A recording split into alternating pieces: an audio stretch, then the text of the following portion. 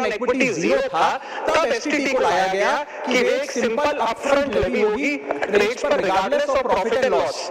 लेकिन अब सरकार ने long term capital gain tax भी लगा दिया, एसटीटी भी लगा दिया, और रिटेल इन्वेस्टर को और तमाम इन्वेस्टर्स को एक प्रकार से डिसइंसेंटिवाइज किया। मैं एक सुझाव लाया हूं सरकार के लिए, जिससे long term house hold earnings बढ़ेगी, वेल्थ क्रिएशन होगा, और वेल्थ पार्किंग रियल एस्टेट और गोल्ड के सेक्टर से निकलकर इक्विटीज में आएगी, और स्पेक्युलेटिव ट्रेडिंग और कम होगी, और long term investment behaviour investors का बढ़ेगा। वो की है कि long term capital gain tax on equities should be made nil in this country for individual investors. दुनिया की कई ऐसे देश हैं जिसके अंदर long term capital gain tax equities पे खासतौर पे शून्य है, जैसे कि Switzerland, Singapore, UAE, New Zealand, Hong Kong, Qatar, Malaysia. मैं चाहूंगा जीरो किया जाए। सर, मेरा दूसरा जो मैं सरकार के बजट को एक्नॉलेज करना चाहूंगा वो ये है कि कैपेक्स के जो एक्सपेंडिचर एलोकेशन होता है उसमें एक बढ़ोतरी देखी गई। जहां वित्तीय वर्ष 18-19 में मात्र 3 लाख करोड़ कैपेक्स था,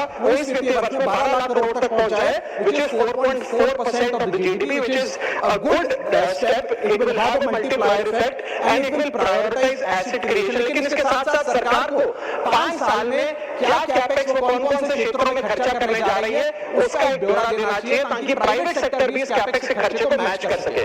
So third thing which we found in the speech of the finance minister is that there was a relative restraint in making budgetary announcements for election bound states. अक्सर वित्त मंत्री का भाषण सुन के बता सकते हैं कि कौन से राज्यों में चुनाव होने जा रहा है। इस स्पीच में उन्होंने थोड़ा सा रिस्ट्रेंट एक्सरसाइज किया, जिसे मैं एक्नॉलेज करता हूं। और आखिरी अच्छी चीज जो इस बजट में नजर आई वो ये था कि एनआरआई की इन्वेस्टमेंट लिमिट में एनहांसमेंट हुई। लेकिन मैं बता दूं कि जब एफआईआई ने, फॉरेन इन्वेस्टर्स ने, फॉरेन पोर्टफोलियो इन्वेस्टर्स ने इस देश के बाजार से पैसा निकाल लिया और पिछले एक वित्तीय वर्ष में 23 बिलियन निकाला, तब जाकर सरकार जागी और सरकार ने एनआरआई के लिए इक्विटी मार्केट का दरवाजा खोलकर उनकी इन्वेस्टमेंट लिमिट को 5% से बढ़ा दिया।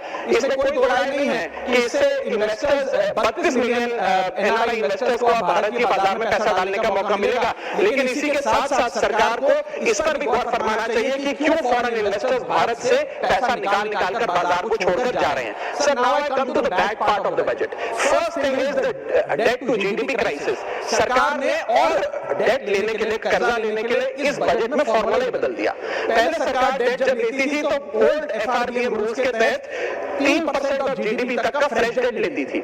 इस बजट में सरकार ने उस फॉर्मूले को बदलकर कहा कि टोटल सरकार का डेट जीडीपी का 50% होगा और उस सीमा में हम डेट लेंगे। यानी कि they want to play on the denominator effect. For example, एक साल बजट अगर हमारा जीडीपी 12% से ग्रो करता है तो उस साल सरकार खूब सारा डेट लेके सरकार पे कर्जा ला सकती है, जो कि फिस्कल डेफिसिट 4.5, 6.5, 5% तक भी पहुंच सकता है। सर, इसी के साथ साथ मैं बताना चाहूंगा कि आज सरकार कहती है कि हमारा डेट टू जीडीपी रेशियो 56% है, लेकिन ये गलत है, क्योंकि बहुत सारे ऑफ बैलेंस शीट आइटम्स हैं जिसे सरकार डेट में दिखाती नहीं है, जैसे कि FCI bonds, OMC bonds, fertilizer, NHI, NFSS, यानी कि तमाम तरीके के ऐसे कर्जे हैं सरकार के ऊपर जो सरकार अपनी बैलेंस शीट में नहीं दिखाती है। सर, मैं सरकार को आपके माध्यम से ये रिक्वेस्ट करना चाहूंगा कि देश का कर्जा और कैसे ना बढ़े इस पर काम करें, ना कि और कर्जा लेने के लिए हम